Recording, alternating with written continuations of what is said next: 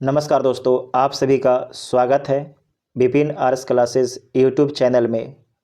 इस वीडियो में 9th class के ज्योग्राफी का चैप्टर नंबर 1 भारत की स्थिति एवं विस्तार से संबंधित सारे पॉइंट को केवल एक वीडियो में डिस्कस करेंगे। इस चैप्टर के जितने भी पॉइंट हैं सारे पॉइंट को हम लाइन बाय लाइन डिस्कस करेंगे। देखिए, आप लोग से हम शुरू में ही बोल देते हैं कि आप लोग को अगले वीडियो में कमेंट करके बताना है कि हम इसे लाइन बाय लाइन पूरा डिस्कस करें एनसीईआरटी को, या केवल इम्पोर्टेंट पॉइंट। आप लोग कमेंट करके ज़रूर बताइएगा। इस वीडियो को तो हम line by line he discuss करेंगे। अगर वीडियो आपको पसंद आएगा तो चैनल को सब्सक्राइब कर लीजिएगा और वीडियो को लाइक ज़रूर करना है। साथ ही आप लोग को अपने पास कॉपी और कलम लेके बैठना है ताकि जो भी इम्पोर्टेंट पॉइंट आपको लिखाएं उसे नोट डाउन करते चलिएगा। तो आइए देखते हैं पहला पॉइंट। हमारा देश का नाम क्या है? भारत। हमारा देश भारत विश्व की प्राचीनतम संस्कृतियों में से एक है। भारत की समृद्ध प्राकृतिक विविधता ने इसे अनेक सांस्कृतिक विविधताओं से अलंकृत किया है। सिंधु घाटी की प्राचीन सभ्यता भारत में ही विकसित हुई। तो ये लिखने वाला पॉइंट है। आपसे सवाल पूछेगा कि सिंधु घाटी की सभ्यता कहाँ विकसित हुई, तो सिंधु घाटी की जो प्राचीन सभ्यता है वो भारत में विकसित हुई थी।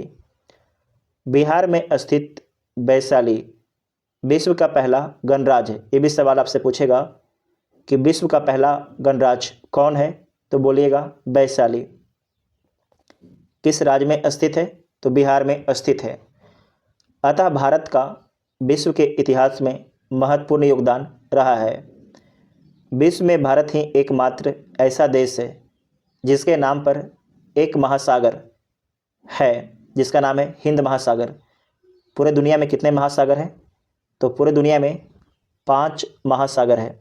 कितने महासागर हैं? 5 महासागर है। सबसे बड़ा कौन है, तो प्रशांत महासागर है, दूसरे में अटलांटिक महासागर है और तीसरे में हिंद महासागर है। यह दक्षिण एशिया में भारत की महत्वपूर्ण स्थिति को दर्शाता है। कौन? हिंद महासागर। और भारत एशिया के किस भाग में है, तो दक्षिण में है। किस भाग में है? दक्षिण में है। पिछले कुछ दशकों में भारत ने सामाजिक एवं आर्थिक क्षेत्र में अद्भुत प्रगति की है, किंतु बढ़ती हुई जनसंख्या भारत के सर्वांगीण विकास में बाधक सिद्ध हो रही है। आपसे पूछेगा कि भारत के विकास में सबसे बड़ा बाधक क्या है, तो बढ़ती हुई जनसंख्या सबसे बड़ा बाधक है। उसके बाद भारत की स्थिति के बारे में देखेंगे, उससे पहले बेसिक समझ लीजिए। सबसे पहले आप दिशा के बारे में समझ लीजिएगा। तो ये आपके सर है और ये नीचे में आपका पैर है। तो आपके माथे पर उत्तर है जिसे इंग्लिश में नॉर्थ बोला जाता है, जबकि आपके पैर में दक्षिण है जिसे इंग्लिश में साउथ बोला जाता है। आपके राइट हैंड की तरफ पूरब है जिसे ईस्ट बोलते हैं, जबकि लेफ्ट हैंड के तरफ पश्चिम है जिसे इंग्लिश में वेस्ट बोला जाता है। साथ ही आपको ध्यान रखना है, ये देख लिए, इसे शॉर्ट में उत्तर को नॉर्थ बोलते हैं, दक्षिण को साउथ बोलते हैं, यस बोलते हैं, पूरब को ईस्ट बोलते हैं, पश्चिम को वेस्ट बोलते हैं। आपसे पूछेगा कि उत्तर और पूरब के बीच में कौन सी दिशा है, तो बोलिएगा उत्तर पूरब। कौन से बोलिएगा? उत्तर पूरब। कैसे याद रखिएगा, तो थोड़ा सा समझिएगा कि उत्तर आपका मालिक है, दक्षिण आपका सेकेंड मालिक है, और पूरब और पश्चिम जो दोनों हाथ है आपका नौकर है। तो मालिक हमेशा आगे आगे चलता है जबकि नौकर हमेशा पीछे पीछे चलता है। तो आप देखिएगा, मालिक आगे है, उत्तर आगे है, जबकि नौकर आपके पीछे है। उसके बाद देखिएगा दक्षिण और पश्चिम के बीच में क्या होगा, तो मालिक कौन है? सेकेंड मालिक दक्षिण है, तो आगे दक्षिण हो जाएगा, और नौकर कौन है? आपके लेफ्ट हैंड है, पश्चिम है, तो पश्चिम हो गया। उसके बाद समझिएगा यहाँ पर उत्तर और पश्चिम में तो मालिक कौन हो जाएगा? उत्तर हो जाएगा, और नौकर आपके पश्चिम हो जाएगा। और दक्षिण और पूरब में दक्षिण और पूरब हो जाएगा। तो इसे आप समझ गए होंगे। उसके बाद समझिएगा अक्षांश और देशांतर। तो आपको एक बात याद रखना है कि जो पृथ्वी का आकार है वो कैसा है, तो पृथ्वी का आकार आपके भूभाग है। कैसा है? भूभाग, जिसे जियोड भी बोला जाता है। आपसे पूछा जाता है कि आपका सर कैसा है, तो आप लोग बोलते हैं कि मेरा सर गोल है। क्या आपका सर गोल है? नहीं है, क्योंकि आप देखिए आपका कान निकला हुआ है, आपका आँख धंसा हुआ है, आपका नाक उठा हुआ है, आपका मुंह घुसा हुआ है, तो गोल कहाँ से होगा? गोल नहीं है। उसी प्रकार से पृथ्वी भी पूरी तरीके से गोल नहीं है, इस कारण से उसे क्या बोला गया है? भूभाग बोला गया है। ठीक है, ये समझ गए हैं, इसे नोट कर लीजिएगा। अक्षांश में समझिएगा, आप समझ गए हैं उत्तर दक्षिण पूर्व पश्चिम। तो वैसी रेखा, वैसी काल्पनिक रेखा, ये कल्पना है। जैसे हम लोग कल्पना करते हैं ना कि हम मेरा इस लड़की से शादी हो जाता या इस लड़का से शादी हो जाता तो मेरा जीवन सफल हो जाता, हम लोग कल्पना तो करते हैं ना दोस्त। ठीक है, तो उसी प्रकार से ये पृथ्वी पर क्या है? काल्पनिक रेखा है, आपको कहीं दिखेगा नहीं, लेकिन ये बनाया गया है कंप्यूटर पर। ठीक है, चलिए, तो पूरब से पश्चिम की ओर जो रेखा खींचा गया है उसे क्या बोल देंगे? उसे बोल देंगे अक्षांश, उसे बोल देंगे अक्षांश, कोई दिक्कत नहीं है। देशांतर किसे बोलेंगे? तो वैसी रेखा जो उत्तर से दक्षिण खींचा गया है, जो उत्तर से दक्षिण खींचा गया है उसे बोल देंगे देशांतर। सिंपल से याद रखना, जो सोया रहेगा उसे बोलेंगे अक्षांश और जो खड़ा रहेगा उसे बोलेंगे देशांतर। इतना क्लियर आपका हो गया होगा। अब समझिएगा कि पृथ्वी को बोलेगा कि कौन सी अक्षांश रेखा दो भागों में बांटती है। तो पृथ्वी को दो भागों में जो बांटती है उसे बोलते हैं विषुवत रेखा, दूसरा नाम है भूमध्य रेखा, इसे बोलते हैं 0 डिग्री। और ये आपके उत्तर है, नीचे आपके दक्षिण है, नीचे आपके दक्षिण है। तो 0 से ये 90 तक जाएगा और उत्तर तक, और 0 से 90 दक्षिण तक भी आएगा। तो इसका मतलब है ये 0 है, इसके ऊपर उत्तर हो जाएगा और इसके नीचे हो जाएगा आपके दक्षिण। क्लियर है? यहाँ पर लिखा गया है दक्षिण। तो देखिएगा 0 से आप उत्तर में जाइएगा तो आपको मिलेगा कर्क रेखा। कौन सी रेखा मिलेगा? कर्क रेखा। कितना डिग्री पर? 23.5 डिग्री, 23.5 डिग्री। और ध्यान रखिएगा लास्ट में क्या लिखा गया है? नॉर्थ, उत्तर लिखा जाएगा। जबकि आप दक्षिण में आइएगा तो 23.5 डिग्री क्या मिलेगा? साउथ। इसका नाम क्या है? मकर रेखा। तो जो 0 डिग्री है उसे बोला गया है विषुवत रेखा, भूमध्य रेखा। जबकि जो 23.5 डिग्री उत्तर में है उसे बोलेंगे कर्क, और जो 23.5 डिग्री दक्षिण में है उसे बोलेंगे मकर। ध्यान से याद रखना है, ठीक है ना। और ऊपर में देखिएगा हो जाएगा ध्रुव, उससे बोलेंगे उत्तरी ध्रुव।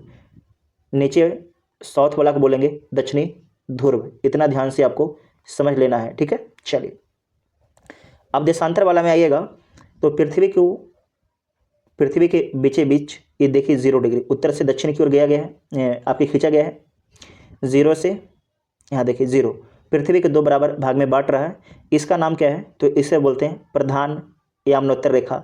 यहाँ से क्या मापा जाता है सर? तो यहाँ से दुनिया का समय मापा जाता है। यहाँ से क्या मापा जाता है सर? तो दुनिया का समय। कहाँ से सर? तो 0 डिग्री से, 0 डिग्री देशांतर से। ये कहाँ से गुजरता है? तो ब्रिटेन के ग्रीनविच से गुजरता है। जबकि 180 डिग्री से, 180 डिग्री से क्या मापा जाता है? तो अंतर्राष्ट्रीय तिथि मापा जाता है। क्या मापा जाता है? अंतर्राष्ट्रीय डेट मापा जाता है। अब समझिए कौन से अक्षांश पृथ्वी को 2 बराबर भागों में बांट रहा है? 0 डिग्री, जिसका नाम विषुवत रेखा है। उसका ऊपर था कर्क रेखा, 23.5 डिग्री, 23.5 डिग्री नॉर्थ। भारत कहाँ है?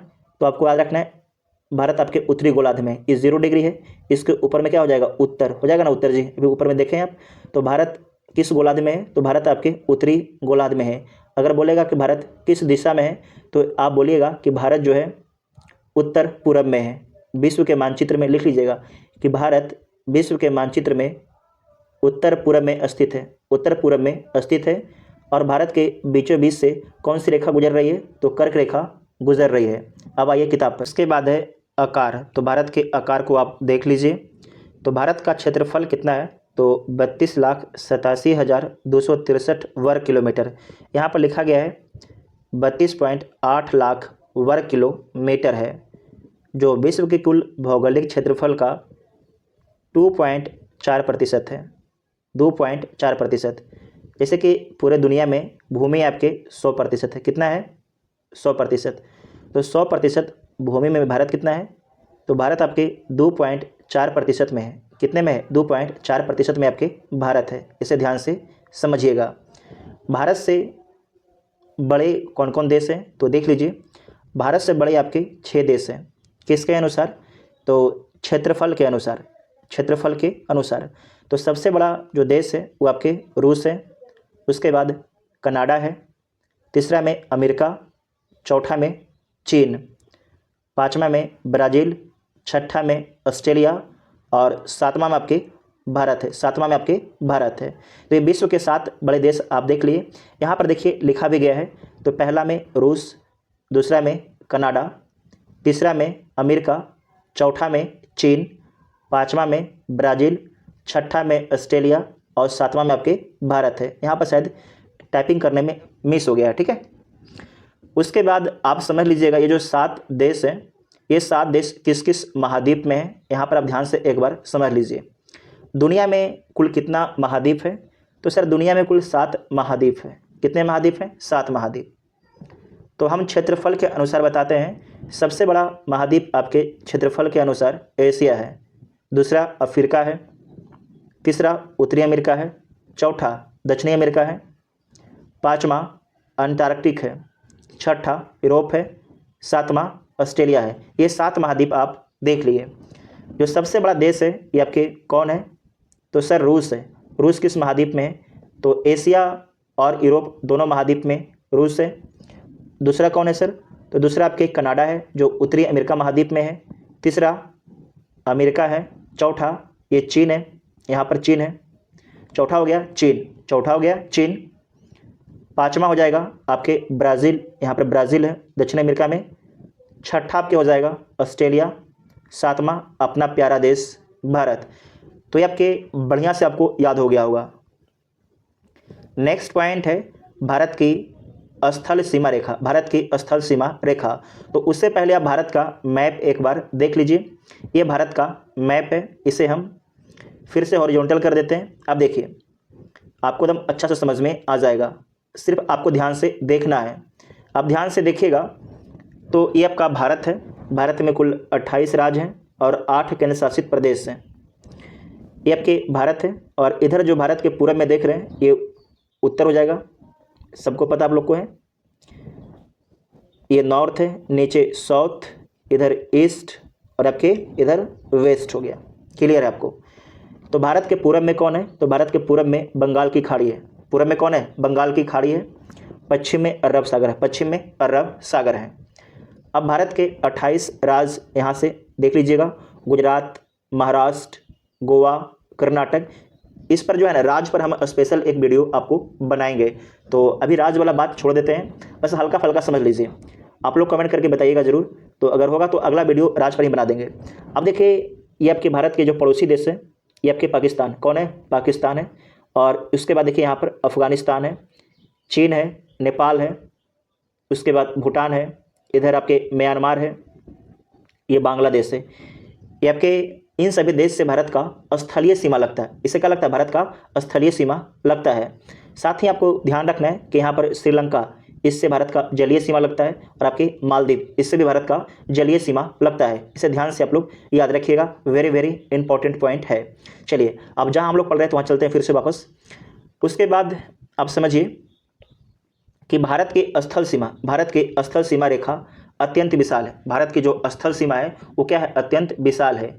इसके स्थल सीमा रेखा तटीय सीमा रेखा के लगभग दुगनी है। यहाँ पर इंपॉर्टेंट लाइन दिया गया है कि जो भारत का स्थलीय सीमा है वो तटीय सीमा रेखा की क्या है? आपके दुगनी है। आगे चलिए, स्थल सीमा रेखा की जो लंबाई है ये बताया गया है, कितना है? तो आपके बताया गया है कि 15,200 किलोमीटर है। 15,200 किलोमीटर है। मुख्य भूमि की तटीय सीमा रेखा की लंबाई आपके 6100 किलोमीटर है। आगे आपको समझाते हैं। और भारतीय द्वीपों की तटीय सीमा रेखा सम्मिलित करने पर इसकी लंबाई 7516 किलोमीटर हो जाता है। तो यहाँ पर देखिए जो स्टेटमेंट बोला गया था कि भारत की स्थल सीमा रेखा अत्यंत विशाल है और इसकी स्थल सीमा रेखा तटीय सीमा रेखा से क्या है? दुगना है। तो देखिए जो आपके स्थल सीमा रेखा कितना है? 15,200 किलोमीटर है, जबकि तटीय सीमा रेखा कितना है? 7516 किलोमीटर है। तो ये दुगना है। ये आपके जो स्टेटमेंट है उसको सही कर रहा है, ठीक है। तो यहाँ पर आप समझिएगा कि ये जो आपके बताए थे अरब सागर, ये आपके बंगाल की खाड़ी। तो इधर जो आपके राज्य हैं, है ना, इधर जो राज्य हैं उससे बोल देंगे हम लोग तटीय राज्य। क्या बोल देंगे? तटीय राज्य। और आपको बता चुके हैं अंडमान निकोबार और आपके लक्षद्वीप, ये भी क्या हो जाएंगे? ये आपके हो जाएंगे द्वीपीय। क्या हो जाएंगे? द्वीप। तो इसे भी तट में काउंट कर लिया गया है।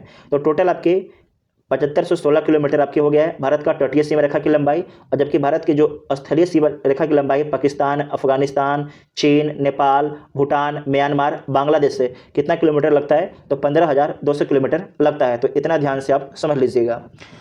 भारत मोटे तौर पर त्रिभुजाकार है। भारत की आकृति कैसी है, तो भारत की आकृति त्रिभुजाकार है, लिखने वाला पॉइंट है। इसका उत्तरी भाग चौड़ा है। जो भारत का उत्तरी भाग है वो क्या है, चौड़ा है। जो भारत का उत्तरी भाग है, ये उत्तर वाला भाग है, ये क्या है, चौड़ा है। जबकि दक्षिणी भाग क्या है, लगभग 22 डिग्री, लगभग आपके 22 डिग्री उत्तरी अक्षांश से दक्षिण की ओर क्रमशः क्या होता गया, पतला होता गया। देखिए पतला होता गया कि नहीं गया है, हाँ पतला होते नीचे पतला होते चला गया है। तो ये बात आपका सही है। सबसे अंतिम छोर पर भारत की मुख्य भूमि ने अंतरिप रूप ले लिया है। इसे कन्याकुमारी अंतरिप या कन्याकुमारी कहते हैं। समझिए अंतरिप क्या होता है, अंतरिप क्या होता है। तो यहाँ पर देखिए, एक बार आप मैप को देखिएगा, बार बार आपको मैप ले आके दिखाएंगे। चलिए यहाँ पर देखिए अंतरिप में देखिए, तो एक साइड यहाँ पर ये आपके कन्याकुमारी, ये क्या है, यहाँ पर कन्याकुमारी है। एक साइड आपके बंगाल की खाड़ी है, इधर आपके हिंद महासागर है, और इधर आपके अरब सागर है। तो देखिएगा ये तीनों साइड से क्या है, जल से घिरा हुआ है। तीनों साइड से क्या है, जल से घिरा हुआ है। तो इस कारण से इसे बोला गया है अंतरिप। क्या बोला गया है, अंतरिप बोला गया है। साथ ही आपको ध्यान रखना है, ये छोटा था तो इसे अंतरिप बोल दिए। अगर बड़ा रहेगा तो क्या बोल देंगे, आपको बोल देंगे प्रायद्वीप। तो देखिए प्रायद्वीप किसको बोलते हैं सर, तो प्रायद्वीप इसे नोट कर लीजिएगा कि प्रायद्वीप किसे बोला जाता है। तो बोलिएगा कि वैसा स्थल, ये देखिए स्थल है कि नहीं, ये आपके स्थल है जो तीनों ओर से जल से घिरा हो। तीनों ओर कौन हो जाएगा, तो देखिए इस साइड जल से बंगाल की खाड़ी, इधर आपके हिंद महासागर, और इधर आपके अरब सागर। तो वैसा स्थल जो तीनों ओर से जल से घिरा हो और एक और स्थल से जुड़ा हो। इधर क्या स्थल से जुड़ा हुआ है कि नहीं है, यहाँ से देखिए ये पतला होते गया है, लेकिन ये क्या है, जो पतला भाग जहाँ से होना शुरू हुआ है वो स्थल से जुड़ा हुआ है ना, तो इसे क्या बोल देंगे, प्रायद्वीप। एक बार फिर से बोल देते हैं, वैसा स्थल जो तीनों ओर से जल से घिरा हो और एक और स्थल से जुड़ा हो, उसे क्या बोल देंगे, उसे प्रायद्वीप बोला जाता है। तो इतना ध्यान से आप लोग याद रखिएगा। यहाँ पर लिखा गया है कि समुद्र की ओर मुख्य स्थलीय भाग का निकला हुआ सकरा या पतला भाग जो तीन ओर समुद्र से घिरा हो उसे अंतरिप कहलाता है। क्या कहलाता है, अंतरिप कहलाता है। भारत के प्रायद्वीपीय आकार के कारण, इसका कारण क्या है, क्योंकि भारत के पूरब में क्या है, पूरब में बंगाल की खाड़ी है, जबकि पश्चिम में अरब सागर है और दक्षिण में हिंद महासागर है। यह तीनों ओर समुद्र से घिरा है। इसी प्रायद्वीपीय आकार के कारण भारत की तटीय सीमा इतनी लंबी है तथा हिंद महासागर के मध्य भाग में स्थित है। बोला गया है कि भारत की तटीय सीमा इतनी लंबी है तथा हिंद महासागर के मध्य भाग में स्थित है। भारत क्या है, जो हिंद महासागर है उसके मध्य भाग में कौन स्थित है, तो अपना देश भारत स्थित है। भारत के उत्तर पश्चिम तथा उत्तर एवं उत्तर पूर्वी सीमा पर नवीन मोड़दार पर्वत स्थित है। तो आपको ध्यान रखना है कि जो भारत के उत्तर में हिमालय है, भारत के उत्तर में क्या है, भारत के उत्तर में आपके हिमालय है। ठीक है, चलिए अगला पॉइंट आइएगा, अक्षांशीय एवं देशांतरीय विस्तार का प्रभाव। यहाँ पर समझ लीजिए, तो भारत का अक्षांशीय एवं देशांतरीय विस्तार दोनों लगभग समान है। दोनों क्या है, लगभग समान है। दोनों में कितना डिग्री का अंतर है, तो 30 डिग्री का अंतर है। 30 डिग्री का अंतर है। यहाँ पर आप समझिएगा, ये देखिए आपके 6 डिग्री 4 मिनट है, यहाँ है ना 6 डिग्री 4 मिनट, और यहाँ पर समझिए 37 डिग्री 6 मिनट। तो लगभग 30 का अंतर है कि नहीं, लगभग 30 का अंतर है। अब इधर समझिएगा 97 डिग्री और 68 डिग्री घटाइएगा तो लगभग आपके 30 डिग्री आएगा। कितना आएगा, लगभग आपके 30 डिग्री आएगा। तो यही बात आपके यहाँ पर बोला गया है। बोला गया कि भारत का अक्षांशीय, आप समझते हैं अक्षांशीय, भारत का अक्षांशीय और देशांतरीय विस्तार दोनों लगभग कितना आपके, लगभग जो है 30 डिग्री के क्या है, समान है। किंतु भूमि पर दोनों में वास्तविक दूरी समान नहीं है, लेकिन जो किलोमीटर है वो आपके समान नहीं है। तो इसका कारण क्या है, अगर समान नहीं है तो कुछ तो कारण होगा ना। तो कारण है कि पृथ्वी पर अंतर अक्षांशीय दूरी समान होती है। जो अंतर अक्षांशीय दूरी होता है, ये देखिए 1 अक्षांश 2 अक्षांश 3 अक्षांश, इसका दूरी क्या है, आपके समान है। 1 2 3, ये दोनों के 1 2 3 इस सब के बीच में क्या है, दूरी आपके समान है। किंतु जो आपके अंतर देशांतरीय दूरी जैसे ध्रुव की ओर जाते हैं वह क्या होती है, कम होती जाती है। तो यहाँ पर फिर से बनाते हैं, यहाँ पर आप समझिएगा, ये हो गया, देखिए ध्रुव की ओर जा रहे हैं, नहीं जा रहे हैं। अब देखिएगा कि ध्रुव की ओर जा रहे हैं तो इसका दूरी क्या होते जा रहा है, कमते जा रहा है। इस कारण से जो है आपके भारत का पूरब से पश्चिम और पश्चिम से पूरब की जो आपकी दूरी है वो आपके समान नहीं है। आगे बोला गया है कि भारत में अरुणाचल प्रदेश और कच्छ के बीच स्थानीय समय में 2 घंटे का अंतर, कितने घंटे का अंतर है, तो 2 घंटे का अंतर है। यहाँ पर समझिएगा, आपको यहाँ पर हम समझा देते हैं, यहाँ पर समझिएगा।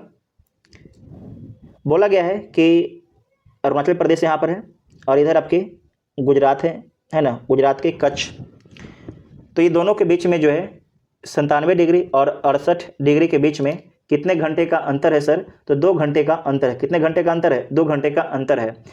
अगर मान लीजिए यहाँ पर जो आपके अरुणाचल प्रदेश है, यहाँ पर सूर्य 4 बजे दर्शन देते हैं, तो आपके जो अरुणाचल प्रदेश है वहाँ कितना बजे देंगे, तो 2 घंटा जोड़ दीजिए, तो 4 के बाद 5 और कितना 6 बजे आपके दर्शन देंगे, कहाँ पर, आपके गुजरात में। तो 2 घंटे का आपके अंतर है। तो बोलिएगा सर 2 घंटे का अंतर कैसे, हमको पता नहीं चल रहा है। तो देखिए आपको बताते हैं, ये डिग्री है ना जी 68 डिग्री, ये आपके 97 डिग्री, तो 1 डिग्री बराबर 4 मिनट, 1 डिग्री बराबर 4 मिनट। और ये दोनों के बीच में लगभग कितने डिग्री का अंतर है, 30 डिग्री का अंतर है। तो क्या कीजिएगा, 30 गुना 4 कर दीजिएगा, कितना हो जाएगा, 120 डिग्री, सॉरी 120 क्या आ गया, मिनट, क्या आ गया, 120 मिनट आ गया, क्या आ गया, 120 मिनट आ गया। अब इसे क्या निकालना है, आपको निकालना है घंटा। तो क्या कीजिएगा, 60 से भागा दे दीजिएगा, तो 2 घंटा आ गया। तो आपको सिंपल याद रखना है कि भारत के अरुणाचल प्रदेश और गुजरात के बीच में कितने घंटे का अंतर है, तो आपको याद रखना है 2 घंटे का अंतर है। ठीक है, चलिए यही बात आगे यहाँ पर लिखा गया है, इसको पढ़ लीजिए।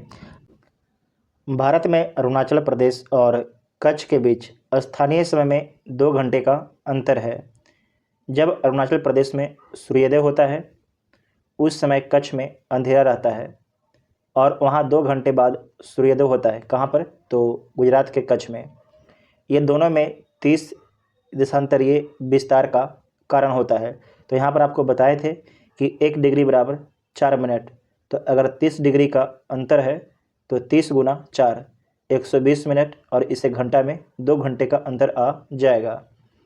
साथ ही आपको ध्यान रखना है कि पूरे पृथ्वी पर कितना देशांतर है, तो पूरे पृथ्वी पर 360 देशांतर है और 1 देशांतर बराबर 4 मिनट।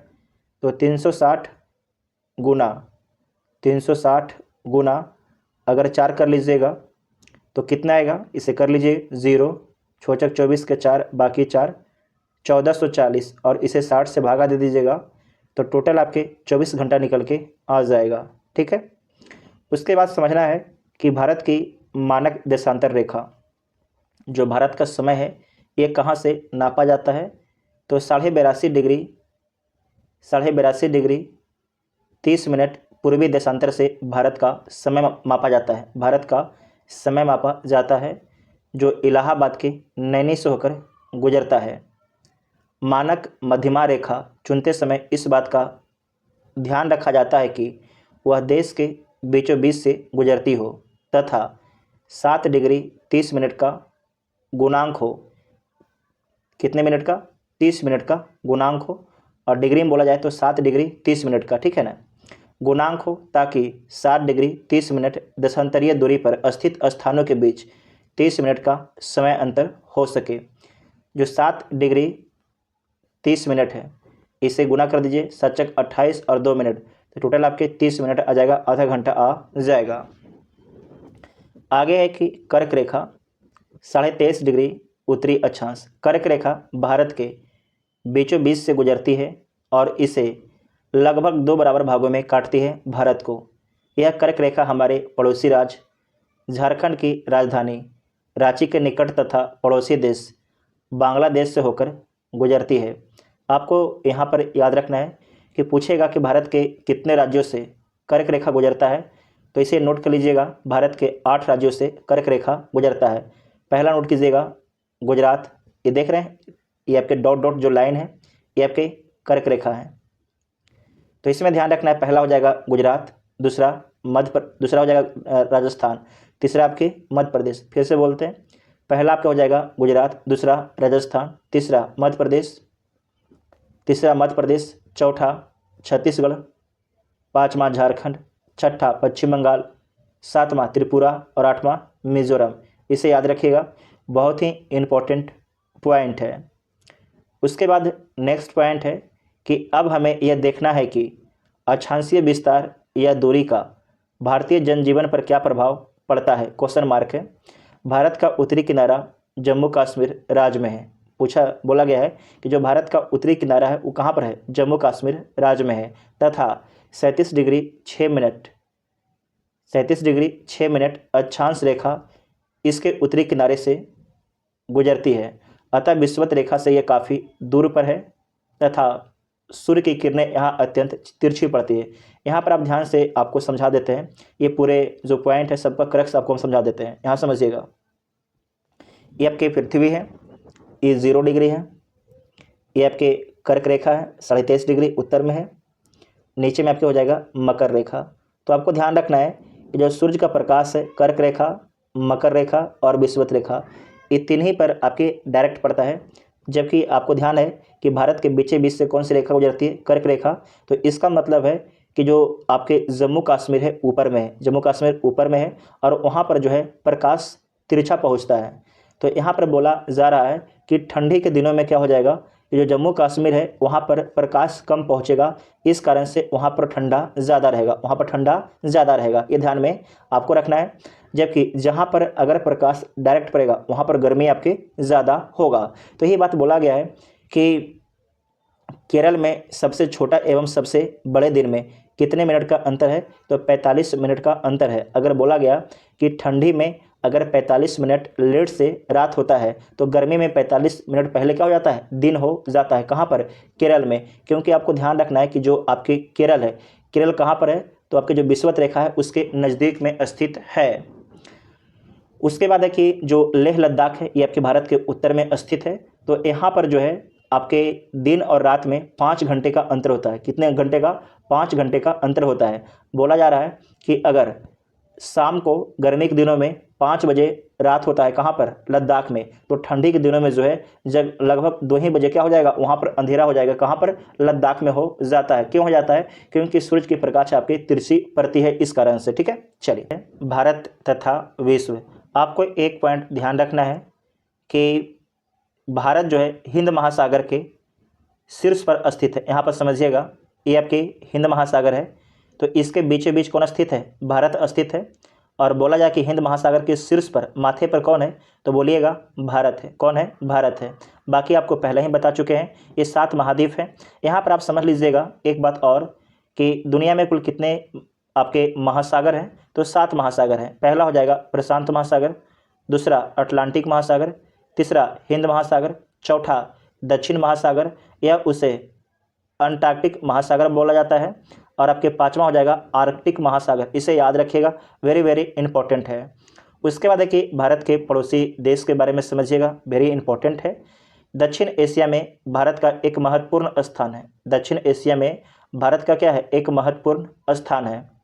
तथा Bharat SAARC, South Asian Association for Regional Cooperation, इसका फुल फॉर्म होता है सार्क का, South Asian Association for Regional Cooperation इसका फुल फॉर्म होता है।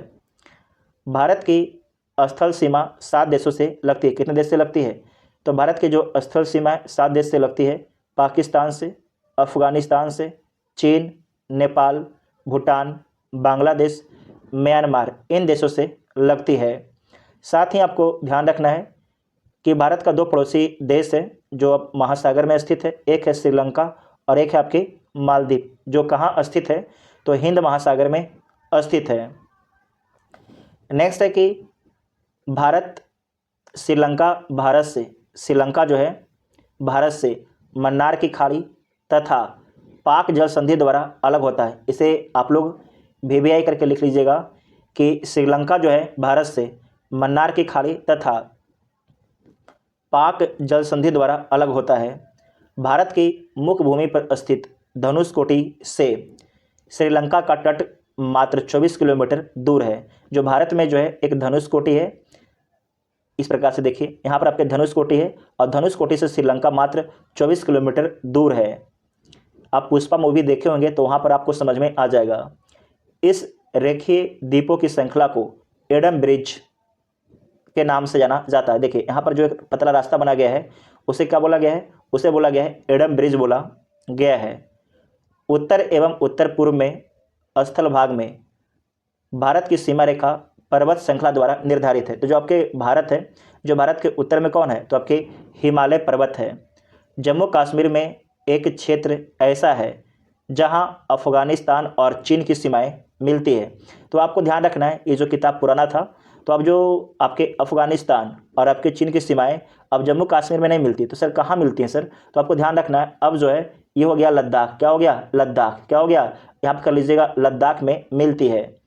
इस क्षेत्र से कुछ ही दूरी पर पाकिस्तान, तजाकिस्तान की सीमाएं हैं। इस तरह इतने निकटस्थ 5 देशों की सीमाएं होने से यह क्षेत्र सामरिक दृष्टि से अत्यंत संवेदनशील हो गया है। कौन? लद्दाख का क्षेत्र। जम्मू कश्मीर के उत्तर पूर्व में तिब्बत का पठार है।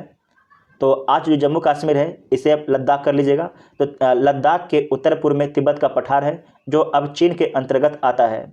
यहाँ कैलाश पर्वत और मानसरोवर झील स्थित है। तो आपसे पूछेगा कि कैलाश पर्वत और मानसरोवर झील कहाँ पर है? तो बोलिएगा तिब्बत के पठार में। कहाँ बोलिएगा? तिब्बत के पठार में।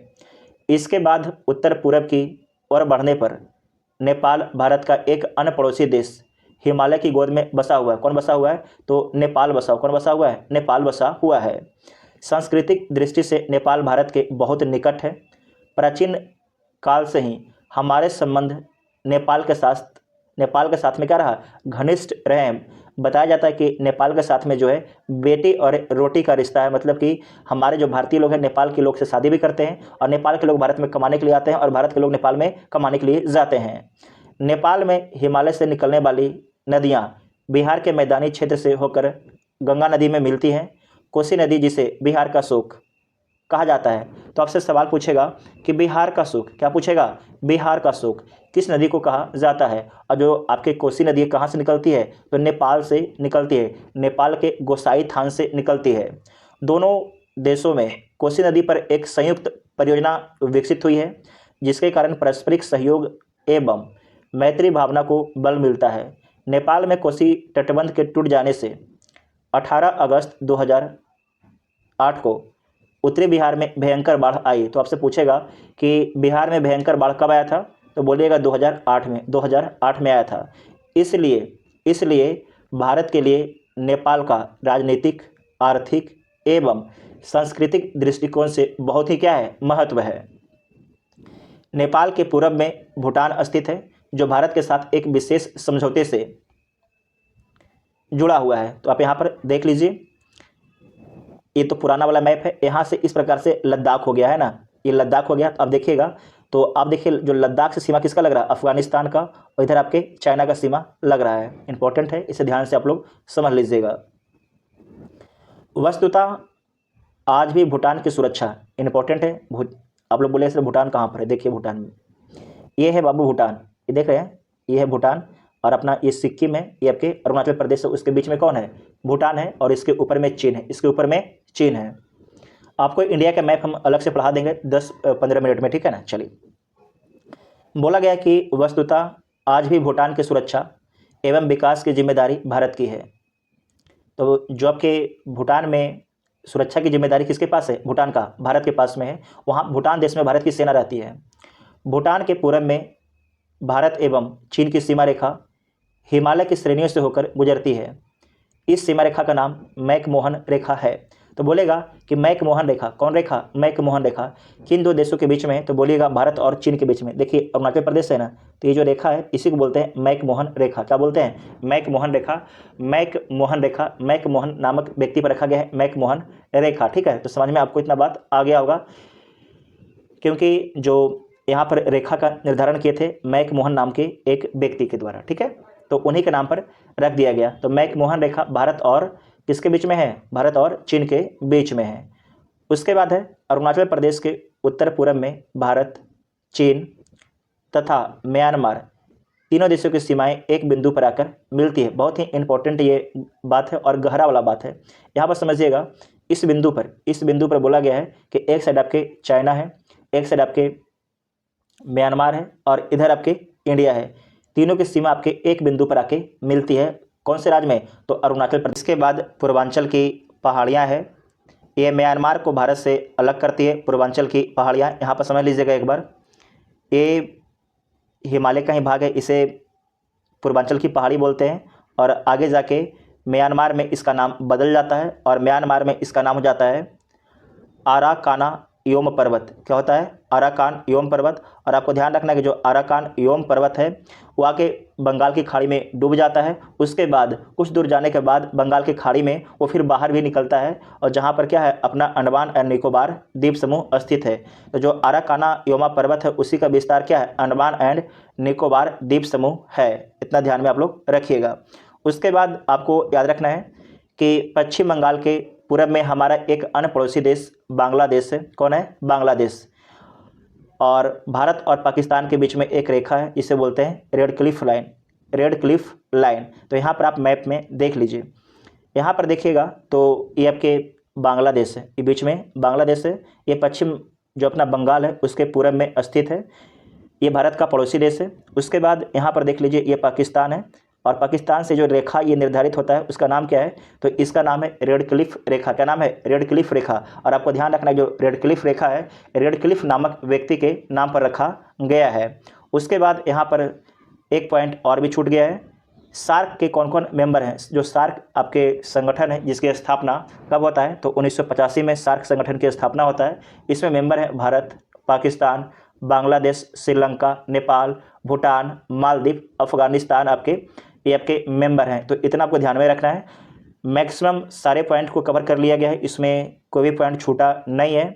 हाँ, एक पॉइंट यहाँ पर ये भी बताना भूल गए हैं कि देखिए कि ठंडी के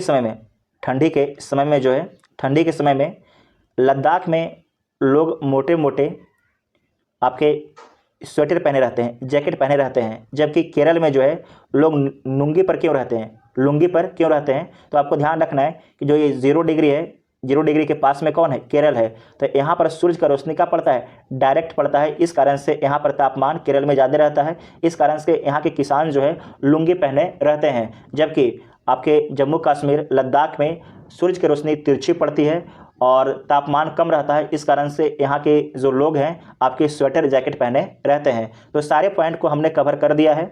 और एक बात यहाँ पर और समझ लीजिएगा, पूछेगा कि भारत का जो मानक समय ग्रीन बीच आपको बता चुके हैं। ग्रीन बीच कहाँ पर है? ये देखिए 0 डिग्री है, ये आपके ब्रिटेन से गुजरता है जहाँ से विश्व का समय मापा जाता है। तो ग्रीन बीच से कितना घंटा आगे है? तो भारत का समय जो है ग्रीन बीच से 5.5 घंटा आगे है। तो आप बोलिएगा सर 5.5 घंटा कैसे आगे है? तो आपको याद होगा कि भारत का समय कहाँ से मापा जाता है? 82.5 डिग्री ईस्ट से मापा जाता है। तो इसे क्या कीजिएगा, 82.5 को आप गुना कर दीजिएगा 4 से। कितना से गुना कीजिएगा? 4 से। और 60 से जो भी गुना करके आएगा उसमें आप 60 से भागा दे दीजिएगा, तो आपको जो है 5 घंटा 30 मिनट निकल के आ जाएगा। तो आपको सिंपल याद रखना है, ठीक है। तो बोला गया है कि भारतीय मानक समय ग्रीनविच स्टैंडर्ड टाइम से 5.5 घंटा आगे है। भारतीय मानक समय के कारण ही भारत में घड़ियाँ सभी जगह एक ही समय बताती है, जबकि पूर्वी राज्यों में सूर्योदय कच्छ की तुलना में 2 घंटा पहले होता है। देखिए भारत में एक ही टाइम जोन है, बाकी अलग अलग देश में आपके अलग अलग टाइम जोन है। और जैसे कि रूस है वहाँ पर करीब 11 के आसपास टाइम जोन है। इसके बारे में आप लोग एक बार सर्च कर लीजिएगा, है ना। लेकिन आपको ध्यान रखना है कि 1 से अधिक टाइम जोन है, जबकि भारत में एक ही टाइम जोन है। तो ये पहला चैप्टर हम लोग का कंप्लीट पूरी तरीके से हो गया है और इसका अगले वीडियो में क्वेश्चन और आंसर को डिस्कस कर देंगे। अगर देखिए आपको वीडियो पसंद आया है तो चैनल को सब्सक्राइब कीजिएगा और वीडियो को अपने दोस्तों में शेयर जरूर कीजिएगा। मिलते हैं एक नए वीडियो के साथ में और आप लोग कमेंट करना भूलिएगा नहीं। Thank you.